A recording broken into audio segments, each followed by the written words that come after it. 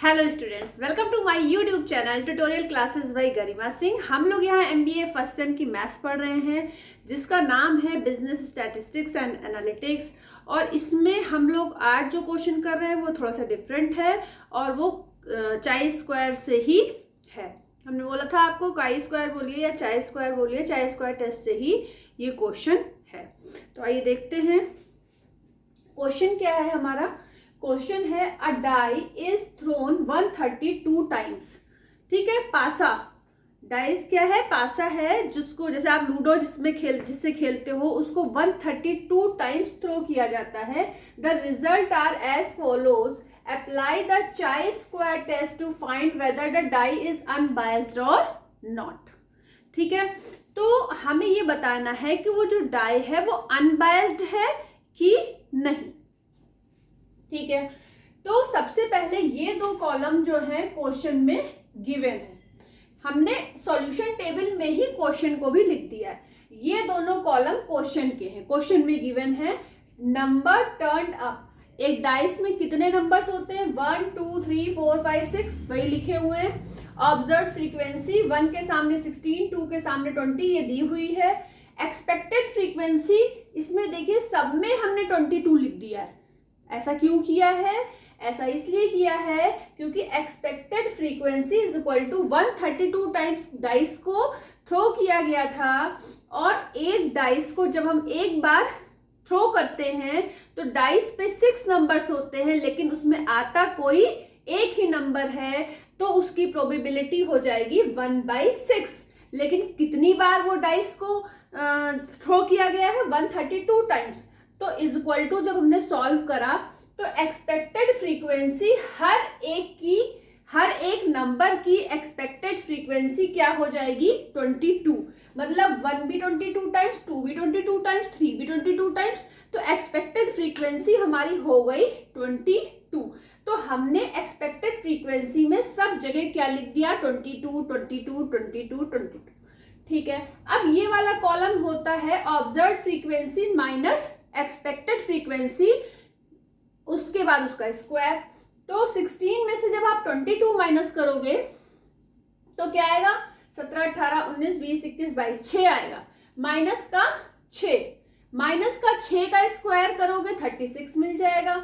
यहाँ पे 2 आएगा माइनस का, उसका स्क्वायर करोगे 4 मिल जाएगा। यहाँ पे क्या आएगा,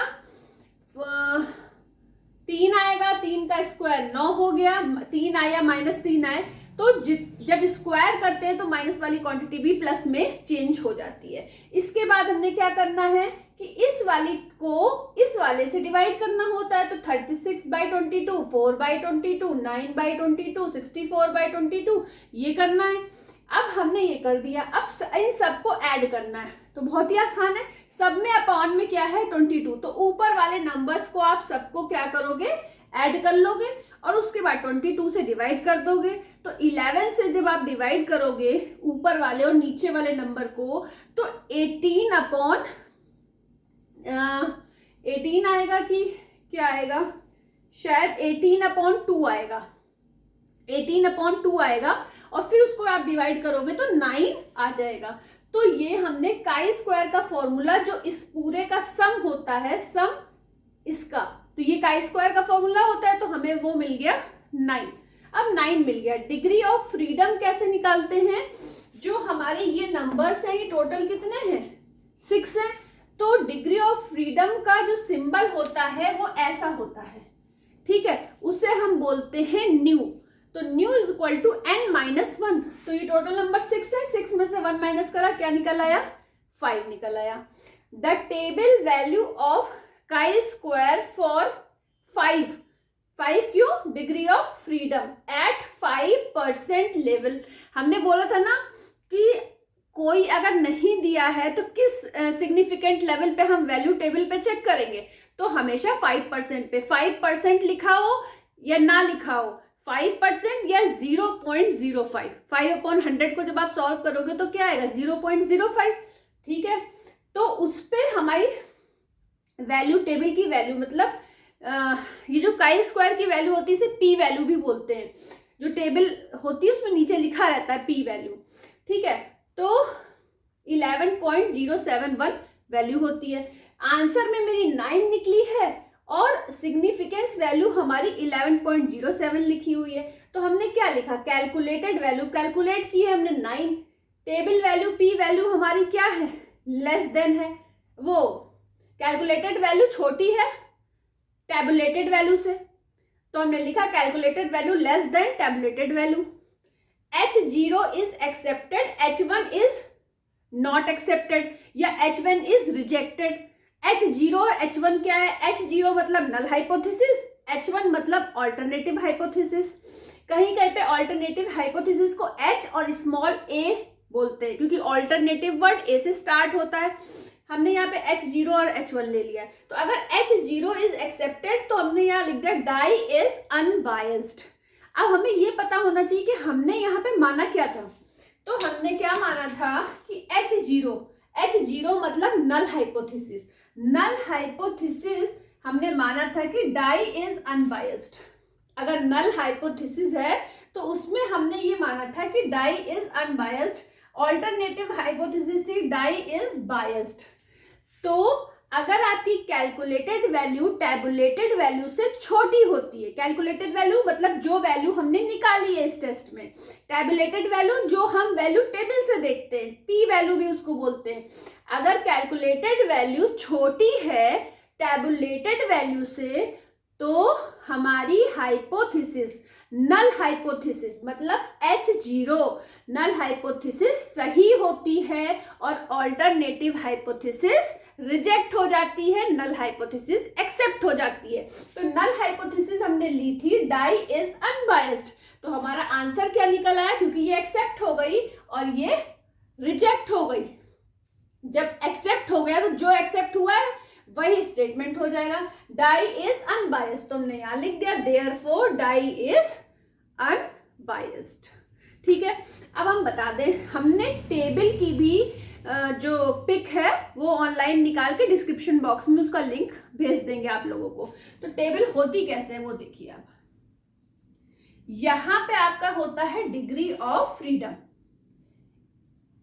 जिसको आप न्यू से बताते हो। यहां डिग्री ऑफ फ्रीडम होता है। डिग्री ऑफ फ्रीडम मतलब 1 2 3 4 5। मान लीजिए यहाँ पे 5 लिखा है, यहाँ 4 लिखा है, यहाँ 3 लिखा है, यहाँ 2 लिखा है, यहाँ 1 लिखा है। अब यहाँ पे भी 1 मिनट, इस तरह की वैल्यू नहीं लिखी होती, रुकिए हम बता रहे हैं। हम खुद ही भूल गए कि कैसा बना होता है, ऐसे होता है कुछ। तो यहाँ पे मान लीजिए लिखा हुआ है 1 2 3 4 5 डैश डैश डैश। ठीक है, यहाँ पे हमारी वैल्यू लिखी हुई है। तो जहां पे भी 0.05 लिखा है, ठीक है, यहाँ पे नीचे लिखा होगा पी वैल्यू चार्ट है। ये कौन सा चार्ट है, पी वैल्यू चार्ट है। तो हम देखेंगे कैसे, डिग्री ऑफ फ्रीडम को हम यहाँ पे देखेंगे। ये हम न्यू कैसे बनता है, हाँ ऐसे ऐसे कुछ बनता है। तो ये हमारा डिग्री ऑफ फ्रीडम है और ये हमारा क्या है, ये हमारा है किस लेवल पे देख रहे हैं। तो 5% लेवल मतलब 0.05। तो 0.05। अब यहाँ पे हम 5 और यहाँ पे 0.05, तो यहाँ पे कोई वैल्यू लिखी होगी और वो वैल्यू होगी हमारी ये 11.071 की। ठीक है, ये लिखी होगी। तो इस तरीके से हम वैल्यू देखते हैं। एग्जाम में आपको या तो चार्ट मिलेगा देखने के लिए, ग्राफ मिलना ही चाहिए, लेकिन आप ऐसा करना कि एग्जाम के टाइम पे प्रिंट आउट लेते जाना, पूछ लेना कि अंदर ला सकते हैं कि हम लोगों को एग्जाम में मिलेगा। क्योंकि इस क्वेश्चन को करने के लिए तो आपको टेबल की पी वैल्यू टेबल की जरूरत पड़ेगी ही पड़ेगी, नहीं तो आपका कैलकुलेटर ऐसा होना चाहिए, जो कैलकुलेटर आप एग्जाम में यूज करोगे वो ऐसा होना चाहिए कि उसमें आपको पता होना चाहिए कि कैसे पी वैल्यू आपको निकालनी है। क्योंकि आजकल होता क्या है, टच स्क्रीन फोन होते हैं सबके पास, फोन में हमने बोल दिया, गूगल को बता दिया, गूगल ने हमको आंसर बता दिया। तो ऐसा नहीं होना चाहिए, आपको यूज करना कैलकुलेटर आना चाहिए। आज के लिए इतना ही। All the best to all of you. Thank you.